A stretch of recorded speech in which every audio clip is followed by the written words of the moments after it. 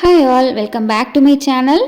Video post பண்ணி ரொம்ப நாள் ஆச்சு. இன்றைக்கி வந்து பார்த்தீங்க அப்படின்னா சிம்பிளான ஒரு சீஸ் கேக் ரெசிபி தான் ட்ரை பண்ண போகிறேன். ஃபர்ஸ்ட்டு சீஸ் கேக்கோட பேஸ் ரெடி பண்ணுறதுக்கு ஒரு 45 கிராம்ஸ் மேரிகோல்ட் பிஸ்கட் எடுத்திருக்கேன். இது கூட ஒரு 25 கிராம்ஸ் மெல்டட் பட்டர் சேர்த்து நல்லா பவுடர் பண்ணி எடுத்துக்கலாம்.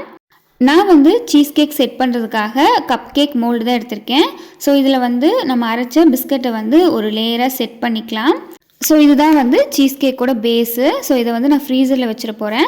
அடுத்ததாக சீஸ் கேக் ரெடி பண்ணுறதுக்காக நான் வந்து ஒரு 200 கிராம்ஸ் அளவுக்கு க்ரீம் சீஸ் எடுத்திருக்கேன். இது கூட 120 கிராம்ஸ் கண்டென்ஸ்டு மில்க், ஒரு 2 டீஸ்பூன் அளவுக்கு வெனிலா எசன்ஸ் சேர்த்து நல்லா வந்து மிக்ஸ் பண்ணிக்கோங்க. ஸோ இந்த மாதிரி நல்லா க்ரீமியாக மிக்ஸ் ஆனதுக்கப்புறமா நம்ம பிஸ்கட் லேயர் வந்து செட் பண்ணி வச்சுருக்க அதே கப் கேக் மோல்டில் வந்து ஊற்றிக்கலாம். ஸோ ஊற்றிட்டு நல்லா டேப் பண்ணிக்கோங்க. ஸோ நல்லா டேப் பண்ணிவிட்டு ஒரு 2 to 3 ஹவர்ஸ் வந்து ஃப்ரீசரில் செட் பண்ணி எடுத்தோம் அப்படின்னா சூப்பரான சீஸ் கேக் வந்து ரெடி ஆயிரும். ஸோ இதுலேயுமே வந்து நம்ம டாப்பில் ஃப்ரூட் க்ரஷர்ஸ் அப்புறம் நட்டல்லா இந்த மாதிரி ஏதாச்சும் ஆட் பண்ணி ஃப்ளேவருமே வந்து கொடுக்கலாம். டேஸ்ட் வந்து ரொம்பவே நல்லாயிருக்கும். கண்டிப்பாக ட்ரை பண்ணி பாருங்கள்.